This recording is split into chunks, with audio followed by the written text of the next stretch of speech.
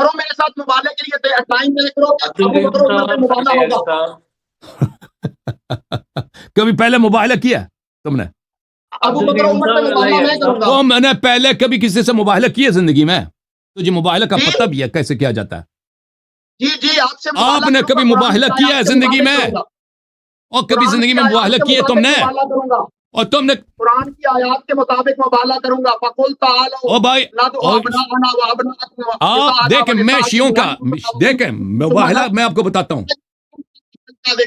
انشاءاللہ میں آپ کے ساتھ مبالغہ کرنے سن کے لو لیے تیار ہوں. سن لو سن لو سن لو جی مبالغہ سن لو سن لو سن لو. رسول صلی اللہ علیہ وسلم نے جو مباہلہ کیا تھا نصارى نجران، پہلی اچھی طرح سے سن لو، مباہلے کے جو بات کرتا ہے نا اچھی طرح سے سن لو. رسول صلی اللہ علیہ وسلم مباہلہ کیسے کیا جاتا ہے تجھے تو پتہ ہے، اسی نام سے مباہلہ کروں گا مباہلہ کروں گا. مباہلہ کیسے کیا تھا؟ نصارى نجران کے اکابر آئے تھے ان کے پاس، ان کے زعماء آئے تھے، ان سے پہلے علمی گفتگو ہوئی تھی، جب پھر علمی گفتگو کے بعد وہ نہیں مانے تھے تو ان کے ساتھ مباہلہ ہوا تھا. میں نے ابھی یہ بات کی ہے کہ میرا مباہلہ ہوگا اس مناظرے کے بعد ان سے. یہ مباہلے سے کیوں بھاگ رہے ہیں؟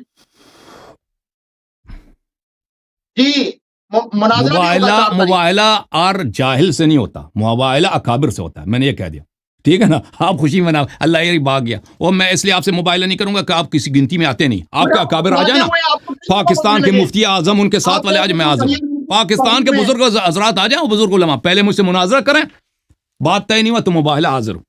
آپ تو گنتی میں نہیں نا. ٹوپی لگا دی، کیا سمجھا اپنے آپ کو؟ اپنے ٹوپی لگانے سے کوئی عالم بنتا ہے؟ بڑی داڑھی سے کوئی عالم بنتا ہے؟ عبارت تو پڑھنا نہیں آتا تجھے، حدیث تم نے سب غلط پڑھی ہے. پورا آدم علیہ السلام نے اللہ سے کہہ دیا الا تبت علیہ، آدم نے اللہ سے کہہ دیا کہ میں تجھے تیرا توبہ قبول کرتا ہوں. تم نے یہ عبارت پڑھی ہے.